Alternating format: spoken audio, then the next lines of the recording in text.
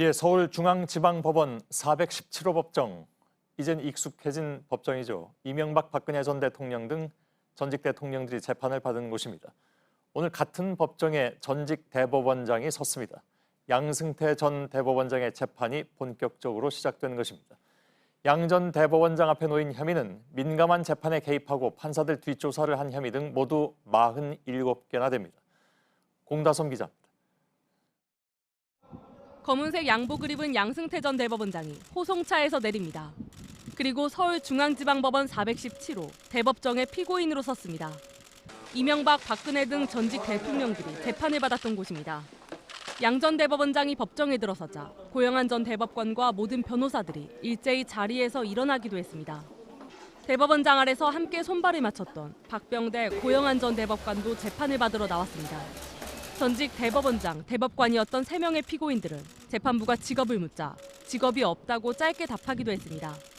양 전 대법원장은 일제 시절 강제징용을 당한 피해자들의 재판에 개입하는 등 47개의 혐의를 받고 있습니다. 재판이 시작되자 20여 분 동안 준비해온 입장문부터 읽었습니다. 먼저 검찰의 공소장을 한 편의 소설 같다고 했습니다. 재판 거래는 검찰이 포장한 내용일 뿐이며 블랙리스트 이혼 역시 통상적인 인사문건일 뿐이라는 취지로 주장한 겁니다. 또 검찰이 자신이 일하던 기간에 대해 모든 직무행위를 샅샅이 뒤졌다며 사법농단 수사를 사찰이라고 표현했습니다. 박병대 전 대법관은 검찰의 공소장에는 알맹이는 없고 재판 거래라는 말잔치만 무성하다며 고영한 전 대법관은 직무를 수행한 부분이 모두 직권남용으로 기재돼 있다며 혐의를 전면 부인했습니다. 검찰 측은 이런 피고인들의 주장에 반박할 기회를 달라고 요청했습니다. 하지만 재판부는 피고인의 모두 진술 단계에서 부적절하다며 받아들이지 않았습니다. JTBC 공다솜입니다.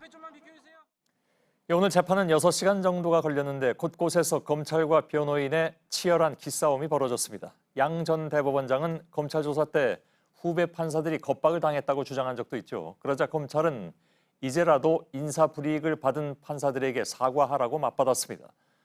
발언 기회와 순서를 두고도 신경전을 벌이면서 향후에 치열한 재판을 예고했습니다. 최윤경 기자입니다.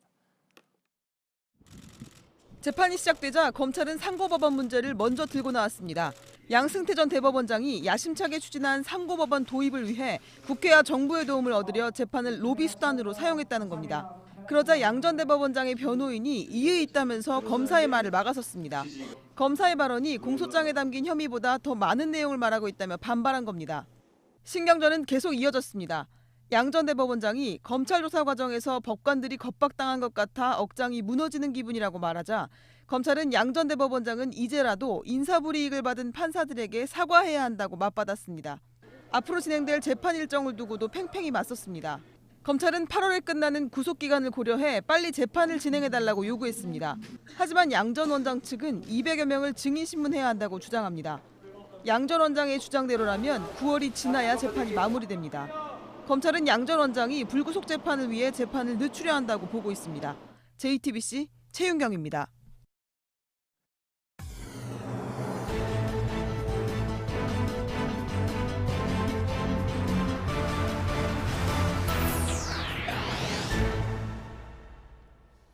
예, 뉴스룸의 앵커 브리핑을 시작하겠습니다.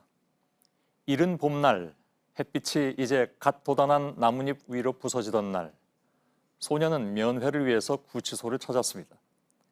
난생 처음 가본 감옥의 면회소. 거기서 그가 본 것은 면회에도 이른바 급행료가 있다는 사실이었습니다. 밝은 햇빛 아래에서 벌어지던 어두운 행태들. 무엇보다도 범법을 벌하는 공간에서 벌어지고 있는 범법. 50년 전의 일화입니다. 사법의 말단에서 일어나고 있던 자그마한 일탈이랄까. 아이에겐 충격이었겠으나 그것은 정말 아무것도 아닌 일탈이었을지도 모르죠. 그리고 대략 35년쯤 전에 4글자 제목의 글이 신문에 실렸습니다. 인사유감. 짧은 제목은 얼핏 보면 평범했지만 그 내용은 너무나 묵직한 것이었습니다.